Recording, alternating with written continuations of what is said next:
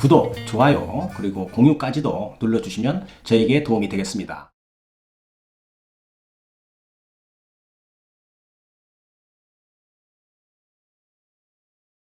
안녕하십니까. 김 PD님, 요즘에 그 코로나 바이러스 때문에 많이 시끄럽죠? 네. 실물 경기도 많이 침체되는 것 같습니다. 빠른 시간에 정상적인 사회 활동을 할 수 있는 그런 시기가 왔으면 좋겠습니다. 오늘은 말이죠. 보험회사와 공제조합이 이래서 다릅니다 라는 주제를 가지고 설명을 좀 드릴까 합니다. 상담자들께서 여러분들이 궁금해하고 또 톡으로도 상담을 하고 질문했던 내용 중에서 한 번쯤은 컨텐츠로 다뤄야 되겠다 이렇게 생각했던 주제거든요. 진짜로 많이 물어봅니다. 네. 공제조합은 주변에서 아주 안 좋다는 식으로 이야기를 하는데 왜 그런가요? 교통사고 피해자분들이 말이죠.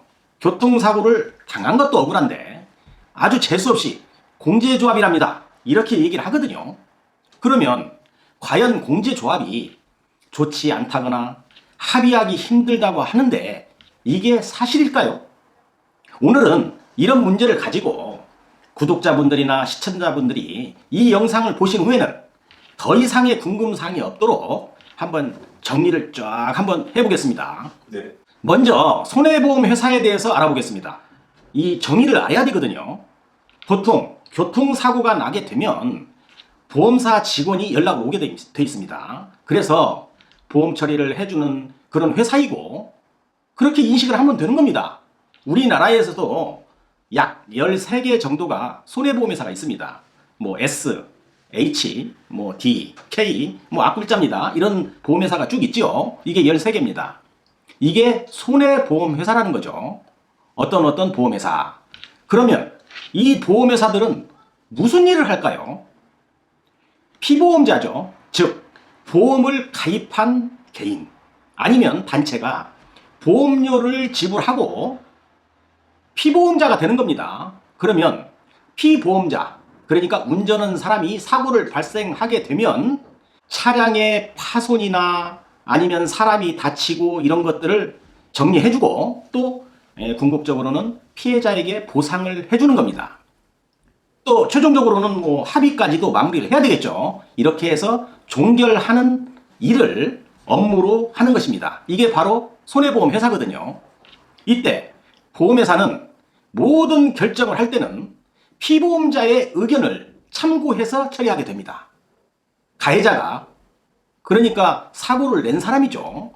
보험 처리를 해주라고 해야만 보험 접수가 되는 것처럼 대물 접수해주세요, 대인 접수해주지 마세요, 이렇게 선택해서 내가 접수를 피해자를 위해서 해주는 겁니다.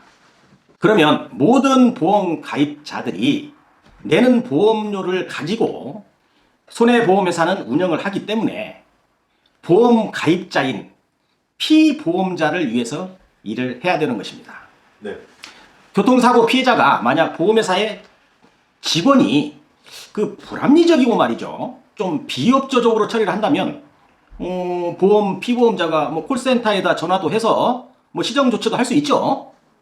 그 다음에 최종적으로는 그 보험회사를 관리하는 관리기관에다가 민원도 제기할 수 있습니다. 네. 뭐 김 PD님도 잘 아시겠지만 13개 그 모든 보험회사를 관리하는 공적기관이 어딘지 아세요? 네. 금감원. 그렇죠. 금융감독원입니다. 줄임말로는 금감원이라고 부르기도 하지요. 네. 그래서 사적인 그 보험회사가 원만한 회사 운영을 하지 않거나 아니면 여러 가지 사회적인 문제를 야기한다면, 쉽게 말해서 피해자에게도 어떤 그 불리한 이런 것들을 많이 행동을 한다면 그 제재를 가할 수 있는 공적기관이에요. 금감원이. 네. 보험회사들이 좀 많이 무서워하거든요. 네. 일반적으로 보면 말이죠, 보험회사 직원들은 사고 처리 실적, 그러니까 얼마나 빠른 시간 내에 피해자하고 합의를 하느냐 이런 실적하고 또 성실 태도 이런 것들을 가지고 회사에서 진급도 하고 뭐 이럽니다. 그런데 여기에 민원 발생이 생기면 말이죠, 페널티가 와요. 매우 신경을 쓰는 겁니다, 보험회사 직원들이. 네. 예, 이것을 좀 아시면은 어떻게 대응을 또 해야 되고 나한테 어떤 불합리적인 것이 오게 되면 또 어떤 식으로 대응도 한다. 이런 것들이 좀 정리가 될 겁니다. 이제 두 번째인데요. 오늘 궁극적으로 많이 알아보려고 하는 공제조합입니다. 그래서 지금부터는 공제조합에 대해서 알아보도록 하겠습니다. 먼저 이해를 돕기 위해서 공제조합의 정의와 성격을 알아야 한다고 저는 봅니다. 네. 일반적으로 정의는 말이죠. 동일 직업, 그 다음에 동일 직장에 종사하는 사람들이 조합원이 돼가지고 상부상조하는 목적으로 만든 조직이죠. 이 정도로 이해하시면 됩니다. 그래서 뭐 버스, 그 다음에 전세버스, 택시, 그 다음에 또 개인 택시, 화물자동차, 그 다음에 렌터카 이런 식으로 동종 업종의 차주들이 조합을 형성하고 피보험자로서 보험료를 내게 되는 거죠. 또 그 공제조합이 보험료를 받아서 운영하게 되는 겁니다. 모든 공제조합이 아무런 문제가 없이 운영을 잘 하면 되겠지만 문제가 발생하거나 교통사고 피해자에게 너무 비합리적인 보험 처리 등을 한다면 국가에서는 어느 정도 관리 시스템을 만들어서 관리하는 기관을 만들어 놨는데 이 기관이 국토부에 있습니다. 전에는 교통부라고 했습니다만 명칭이 바뀌었죠, 김 PD님. 네. 그렇다면 공제조합의 처리 과정에서 교통사고 피해자의 억울한 사연이 있다고 한다면 뭐 피해자들이 국토부에다 민원 제기해도 뭐 제기해서 바로잡을 수도 있는 것이죠. 네. 예, 국토부에다가 민원 제기하면 됩니다. 네. 자, 그러면 기존 손해보험회사 13개죠. 손해보험회사에 어떠한 불만이 있어서 민원을 제기하는 데는 금감원, 공제조합에 대해서 뭔가 불만이 있고 나한테 큰 불이익이 오는 것을 바로잡기 위해서 민원내는 곳은 국토부, 이렇게 이해를 하시면 되는 겁니다. 네. 자, 그러면 지금부터는 보험회사하고 공제조합하고의 차이점을 제가 말씀을 드릴 겁니다. 많은 교통사고 피해자들의 질문사항입니다. 공제조합은 말이죠, 합의금이 너무 적다 이렇게 얘기하거든요. 또 원만한 합의가 쉽지 않다 이런 식으로 좀 안 좋은 그런 이야기를 많이 합니다. 최종적으로 교통사고 피해자들이 공제조합에서 많은 이야기 중에 공제조합 직원이 합의하는 와중에서 이 합의금, 제가 제시하는 합의금을 받지 않으려고 한다고 한다면 피해자들한테 많이 하는 이야기로 그러면 소송을 하세요 라고 얘기를 한다는 겁니다. 저희는 더 합의금을 드릴 수가 없습니다. 더 받으시고 싶으시면 소송을 하세요. 이렇게 얘기를 한다는 거예요. 왜 그럴까요? 잘 모르겠습니다. 네, 이유가 있습니다. 네. 이유가 있는데요. 그 이유에 대해서 조금이나마 설명을 좀 해드리겠습니다.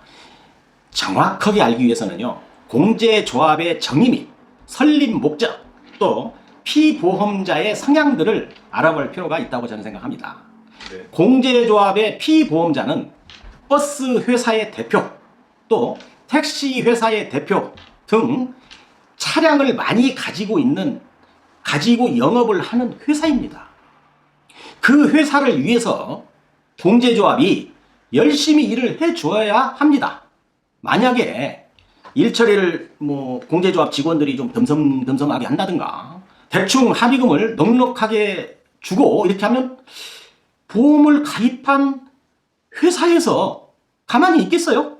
자기네 돈이 많이 나가게 된 거죠. 결국은 일반 손해보험회사는 피보험자가 말이죠, 대다수의 개인입니다. 김 PD님도 개인적으로 들었죠, 보험회사에다. 네. 저도 마찬가지입니다. 이런 식으로 개인이 보험회사에다 가입을 하는 거죠. 그러면 보험회사에 보험가입은 하고 우리가 감시하나요? 보험회사를? 잘 안 하죠. 네. 네, 잘 안 합니다. 그런데 공제조합은 말이죠, 버스나 택시를 많이 소유하고 있는 회사 대표예요.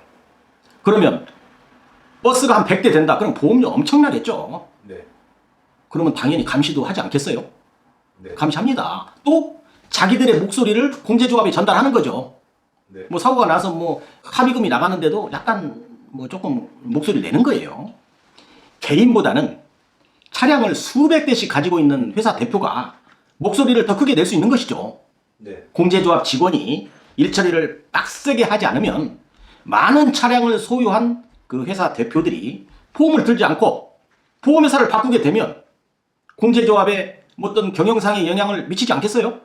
네. 일반 손해보험회사보다도 합의금에서도 지급 기준을 좀 많이 준수하는 것 같습니다. 공제조합은. 또 향후 치료비를 활용하는 데 있어서 매우 제한적이다. 이렇게 좀 느껴집니다.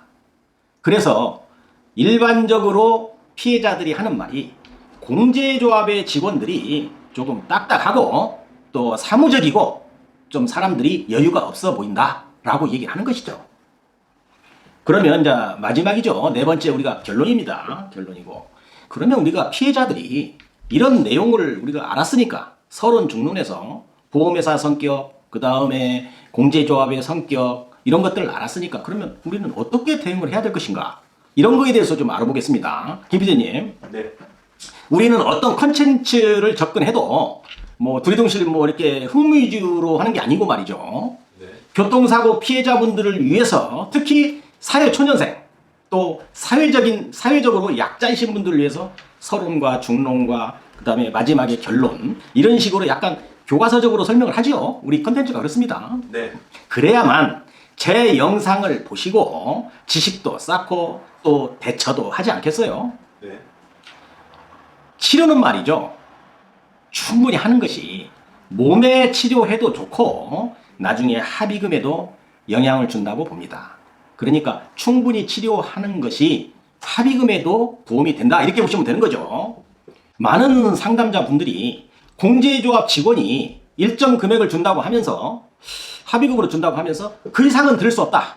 이 금액을 받지 않는다고 한다면 뭐 소송을 하든지 하세요. 라고 이렇게 이야기를 한다는 거예요. 이때 대부분의 그 피해자들은 말이죠. 기가 죽습니다. 여기에서 많이 기가 죽어버려요. 아니 뭐 이전 안 받으시면 소송하세요. 그러면 피해자들은 이런 생각을 갖는 거죠. 아니 이 정도를 가지고 어떻게 소송을 하지? 그래서 공제에서 제시하는 금액에 합의를 하고 끝내는 경우가 많습니다. 사실 공제 직원들이 노리는 것이 바로 그거예요. 노리는 겁니다, 이것을. 그런데 그러면 그렇게 대응을 하는 게 맞는 건지, 그렇게 합의를 끝내고 마는 것이 맞는 건지 제 판단은 그래요. 그럼 소송을 하라니까 한번 소송을 고려해 보는 것도 괜찮겠죠? 네. 이게 바로 그 적극적인 대응 방법입니다. 뭐 피해자가 뭐가 두려워요? 내가 교통사고 피해자인데 두려울 거 없습니다. 다만 과정도 모르고 말이죠. 그 다음에 향후 진행되는 상황도 모르고 혹시 소송에서 내가 지면 어떨지 그런 것이 좀 들어온 것이죠. 김 PD님 안 그래요? 네. 이런 점을 노리고 공제조합에서 소송을 하는 거예요. 네. 왜 교통사고 피해자가 공제조합을 상대로 하는 소송에서 지나요? 제가 봤을 때는 극소수를 제외하고는 다 이깁니다. 그 이유는 말이죠. 내가 피해자이기 때문이에요. 다만 소송에서 내가 받을 수 있는 금액이 많은지 적는지의 차이지 무조건 다 이깁니다. 요즘에는 말이죠. 나홀로 하는 소송도 할 수 있고 말이죠. 또 크게 경제적으로 부담을 주지 않고 소송을 대행해주는 법인이나 변호사님들 많습니다. 네. 노력하면 할 수 있는 것이 그거거든요. 노력하면 할 수 있어요. 특히 네. 골절이 되거나 수술을 했던 환자라면 공제조합하고의 절충은 굉장히 힘들거든요. 소송으로 갈 수밖에 없는 그런 상황이 많이 있을 겁니다. 네. 그래서 뭐 소송하라면 상황 봐서 소송하면 되는 겁니다. 이런 이야기를 함부로 막 보험회사가 한다고 한다면 그러면 피해자들이 말이죠. 단합적으로 대다수 분들이 소송을 한번 해보세요. 하면 소송 건수가 쌓이지 않겠어요? 네. 뭐 이 사람 저 사람 많이 하니까 소송 건수 많이 쌓이겠죠. 공제조합은 합의가 안 되는 거죠. 소송이 들어오니까. 네. 그러면 공제조합도 변호사를 선임해야 될 거 아니에요. 소송이 들어왔으니까. 자기들도 비용이 나가는 거예요. 그러면 손실이 커지죠. 그러면 이제 그때 가서는 그런 소리 안 하지 않겠어요? 제 개인적인 생각입니다. 네. 공제조합만 보면 피해자들이 내가 작아 보이고 기가 죽으니까 가해자를 대신해서 처리하는 직원들이 함부로 소송을 하세요? 라는 말을 하는 겁니다. 가해자를 대신한다는 것은 피보험자를 위해서 지금 공제조합 직원이 처리하는 거 아니겠어요? 네. 공제조합이나 보험회사 말이죠. 피보험자들이 사고를 냈지만 교통사고 처리 특례법에 의해서 사고 가해자는 뒤로 좀 빠지고요. 보험회사나 공제조합이 보험 처리를 해주는 것인데 김 PD님도 사고 나면 보험 처리해주고 그냥 끝내는 경우가 많지요. 네. 뭐 보험 접수해주고 뭐 다 그러면 보험회사가 이렇게 해주지 내가 뭐 형사처벌 받아가지고 뭐 법원에 왔다 갔다 하고 이런 거 별로 없잖아요. 네. 이게 교통사고 처리 특례법이 있기 때문에 그런 거예요. 네. 그러면 공제조합이나 보험회사 직원들은 조금이라도 가해자의 심정으로 조금 예의 바르게 피해자를 대하면 안 되나요? 무슨 배짱 장사하듯이 사고로 인해서 힘들어하는 피해자에게 다시 한번 마음에 상처를 주는 그런 불쾌한 행동을 하면 안 된다는 겁니다. 네. 사실은 말이죠. 내 가족이나 쉽게 말해서 공제조합이나 보험회사 직원들의 자기 가족이나 내 주변 사람들도 이런 피해를 입을 수 있는 것이에요. 네. 어떻게 이게 내 일이 아닐 수가 없는 겁니다. 사고는 예상 밖으로 일어날 수 있는 것이거든요. 네. 이런 사회 분위기가 되어야지 교통사고 피해자가 사고를 당했는데 아이고 재수없이 보험이 공제조합이네 하는 소리를 들어서는 안 된다는 겁니다. 아주 많은 분들이 교통사고가 나서 보험이 공제조합이라고 한다면 겁부터 먹고 그러는데요. 사실은 그럴 필요 없습니다. 교통사고 당하신 분들은 피해자예요. 피해 보상에 대한 권리를 찾을 수 있습니다. 상담 시 제가 보험회사 물어보면 말이죠. 아주 기죽은 소리로 말이죠. 공제조합이라네요. 이렇게 벌써 기가 죽었어요.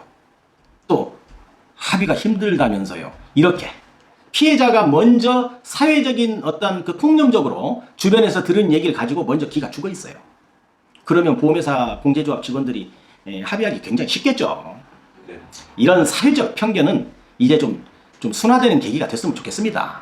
네. 바로 알아야 되겠죠. 공제조합도 피해자들한테 좀 잘 해줘야 됩니다. 김 PD님 오늘 좀 영상 좀 어땠나요? 네. 오늘 뭐 좋은 얘기를 많이 들었습니다. 예, 공제조합의 어떤 캐릭터에서 좀 어떤 건지도 좀 이해가 갔고요. 네. 또 손해보험회사하고 어떤 차이가 있는지 좀 이런 것도 좀 다뤄봤습니다. 이제 그 손해보험회사는 어떤 회사고 또 공제조합은 어떤 성격의 회사라는 정도는 알 수 있겠죠. 네. 그래서 어떤 건지를 알아야 피해자가 대응을 하지 않겠습니까? 네. 모쪼록 교통사고 피해자들이 이 영상을 좀 보시고요. 그 다음에 잘 대응하셔서 자신이 입은 피해에 대한 권리를 찾는데 조금이라도 도움이 되었으면 합니다.